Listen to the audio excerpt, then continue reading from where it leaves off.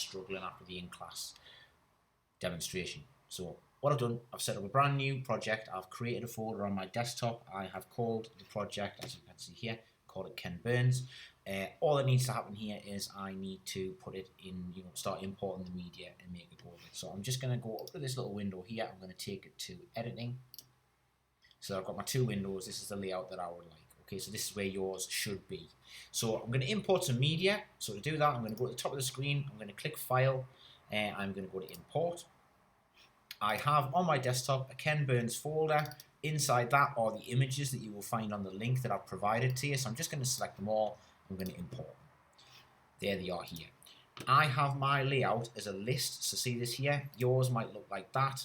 Either is good. I prefer list so I can see all the different files. Either way, it doesn't matter. I'm going to select them all. I'm going to drag them straight into the timeline. You can see there they've just plopped in order. I'm going to use the zoom just to bring them in so that I can see what I'm doing, so I can see it's just a bit easier. So first thing I need to do, I need to go into this image here. So you can see the blue line that demonstrates and shows in this screen. I'll move the blue line to the next page. You can see the next image. So I'm just going to bring it back to this first one. I'm going to double click on it. It will then open in this window. I then will click Effect Controls. I'm then going to go to this section here. I'm going to open up Motion. And inside Motion, we've got some options. Okay, you have here in this little section, it's the blue line, but it limits itself to sort of the clip that I'm currently playing with. So I'm going to play with this here. So I'm going to put this blue line to around about the start. I'm not going to put it right at the start. I'm going to put it around about here. I am then, because I'm just going to leave that at where the image is, that's where I want it to be at the start, I'm happy with that. I'm going to click Position and Scale, and you can see it's created some keyframes. I'm going to move this along to about 3/4 of the way, and then for this image, I'm just going to open up the scale button, and I'm going to zoom in slightly. You can see the zoom has increased between this keyframe and this keyframe. What I can then do is take that to the start, and I'm just going to play it by pressing spacebar, and you can see, boink, it starts moving, boink, it freezes. Just paused it with the spacebar. But because that, it's a bit jarring when it just sort of stops and starts, so this is why I'm going to highlight the keyframes. I'm going to move these two to the very start. I'm going to move this one to the very end.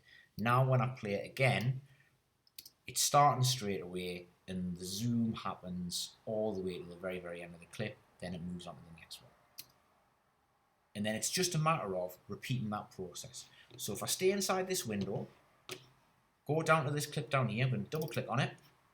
It came out, that's fine. Go to Effect Controls. Motion's already open. So again, I'm going to get this, going to move this to around about the start. I'm going to put this into a position where I want it to begin. So what I'm going to do with this one here was a zoom in. This one I want to zoom out. So I'm going to go to my scale. I'm going to zoom it right in. And let's put this tree here into the middle. So I'm going to go to here, which is my position. And this one, if I click and hold and then slide, that's my vertical movement. If I go to this one, I click and hold, I can bring that there. So I'm sliding that. So this tree is plopped bang in the center of the frame. So I'm going to click on little stopwatches, clickety click, which gives me my first keyframes. I'm going to move them to the very start.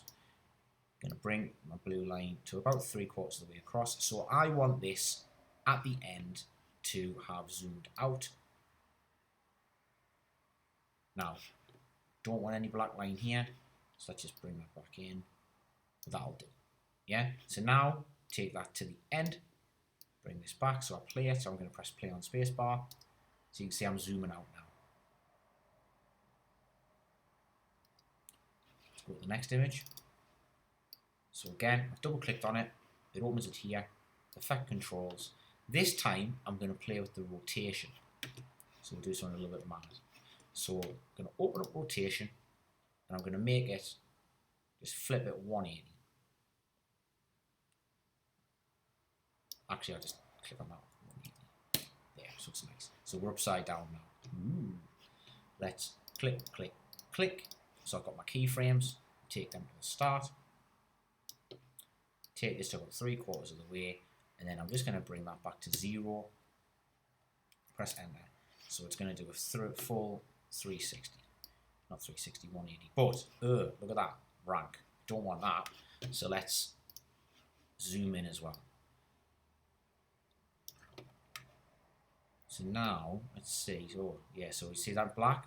Not happy with that. So let's get rid of this one keyframe here. Move that to the very start. So we should be nice and zoomed in. See how I did that? So I'm nice and zoomed in. There's no extra keyframe. So it stays zoomed in. But now I can't see any black around the outside. At least I don't think I can. No, I can't. Okay, so let's play that one. Lovely. It's like being in Top Gun. So all I need you to do, repeat, repeat, repeat. You've got 3 more images to do. So see if you can do this for all 6. You don't have to do it in the order I've done it. So I chose to zoom in with this image. You might want to zoom out. You might want to do your 180 spin here. You might want to include a zoom as you do it. Completely up to you, but that's the task. I hope that helped. Gist of it is, move the blue line onto the image you want to see. Double click, brings it up here. Effect control. And then in here, you want to hit your keyframes to tell it that at the very start, you want it in one position. Move this along. Make your change. Keyframes go then to the very start of that image, to the very end of that image, and that's it. And it just makes your image just that little bit more engaging to look at. My pro tip, though, is to keep the change very subtle, because if I delete this keyframe here, and I make that zoom ridiculous, 1, the image pixelates, but 2, because it's only on for about 5 seconds, it's going to look crazy. It's not to say that's not the effect you want, but it's just my little pro tip. So yeah, after this, we're going to export it, we're going to put it into YouTube, and then we are going to annotate it in OneNote. Good luck, Godspeed.